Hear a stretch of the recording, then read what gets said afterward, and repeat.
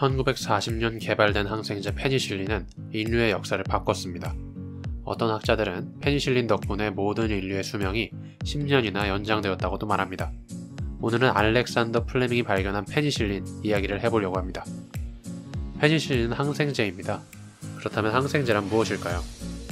항생제는 세균 감염을 막거나 세균 감염을 치료하는 데 사용되는 항미생 물질입니다. 미생물에 반응한다는 것입니다. 바이러스에는 효과를 보이지 않습니다. 인류가 시작될 때부터 사람은 언제나 세균에 노출되어 있었습니다. 그때의 사람들은 몸이 아프기 시작하면 마을의 치료사를 찾아갔습니다. 치료사들이 쓰던 약들은 대부분 마약성 진통제로 니코틴, 아편, 코카인, 알코올 등이 사용되었습니다. 어떤 약을 써야 고통이 줄어드는지는 알았지만 왜 고통이 생기는지에 대해서는 제대로 아는 사람이 없었습니다. 흑사병이 창궐했을 때 인간의 대변을 상처 부위에 넣기도 했고 오염된 피를 빼내는 치료법을 사용해서 사람이 죽기도 했습니다. 이 정도로 질병에 대한 이해가 부족했던 시대였습니다. 19세기 후반이 되어서야 질병의 원인을 제대로 분석하기 시작합니다. 프랑스 미생물학자 루이 파스테르가 전염병은 세균이나 미생물에 의해 매개된다는 매균설을 공식화하고 인체가 신체에 침입한 세균을 파괴하면 그것을 학습해 면역력이 생긴다는 가능성까지 제기했습니다. 파스테르는 약해진 형태의 세균을 소의 몸에 주입해 면역 형성에 도움이 되는 것을 증명했습니다. 페니실린을 발견한 플레밍은 파스테르의 같은 대학 30년 후배였습니다.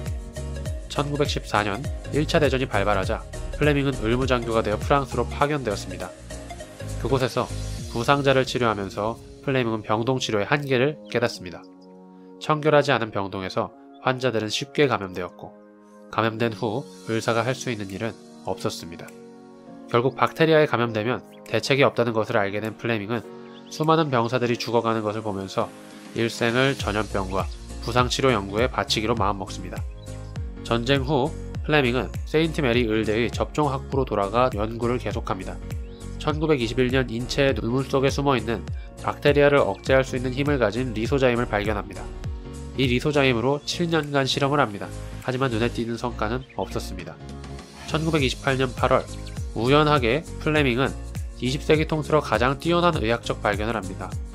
플레밍은 몇 달간 고무 배양판에 포도상구균 박테리아를 배양하고 있었습니다.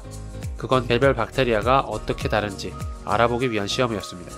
여름이 되자 플레밍은 배양판을 작업대 위에 두고 2주간 휴가를 다녀옵니다. 돌아와서 살펴본 배양판 중 하나가 곰팡이에 감염되어 특이한 형태로 변해 있는 걸 발견합니다. 플레밍은 직감적으로 그 곰팡이가 뭔가를 만들어냈다는 것을 알아차렸습니다.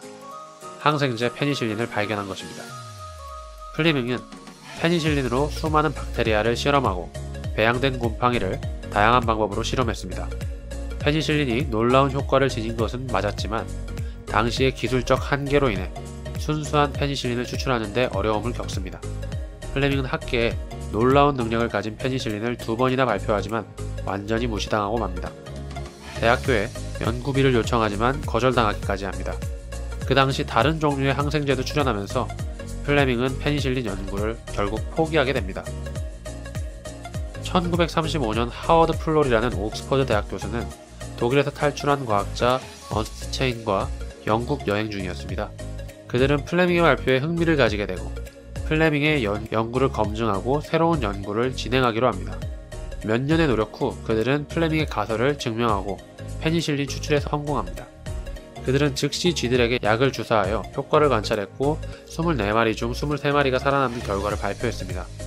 플레밍은 이를 보고 즉시 옥스퍼드 대학에 달려가서 자신의 초기 페니실린 표본을 줬고 플로리와 체인은 이를 더욱 연구하여 한 사람에게 쓸 수 있을 만큼의 양을 만들고 마침내 1941년에 인체 실험을 통해 페니실린이 세균 감염을 막아준다는 효능도 입증합니다. 하지만 하루가 멀다 하고 폭탄이 떨어지는 영국 런던에서는 연구시설을 만들 수 없었습니다. 대량 생산에 필요한 자금을 구할 수도 없었죠. 플로리는 협력자를 통해 미국의 록펠러 재단에 연락을 해서 지원 허가를 받고 플로리와 체인은 모든 자료를 들고 미국으로 날아가서 공장을 세웁니다.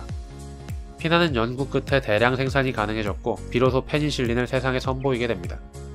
페니실린은 수많은 사람들의 목숨을 구해냈습니다. 이 공로로 플레밍, 플로리, 체인은 1945년 노벨상을 수상합니다. 일반적으로 우리는 플레밍 혼자서 페니실린을 다 만들었다고 알고 있지만 진짜 이야기는 조금 다르지 않나요? 플레밍은 페니실린을 발견했을 뿐 발명하지는 않았습니다. 페니실린을 발명한 것은 플로리와 체인이었습니다. 단 이 3명 중 1명이라도 없었다면 페니실린은 세상에 드러나지 못했을 겁니다. 이것이 노벨상을 3명이 공동 수상한 이유입니다. 사람들은 플로리와 체인의 이름은 잘 모르지만 이들의 보이지 않는 노력 덕에 우리는 편안한 삶을 살아가고 있습니다. 재밌게 보셨다면 구독!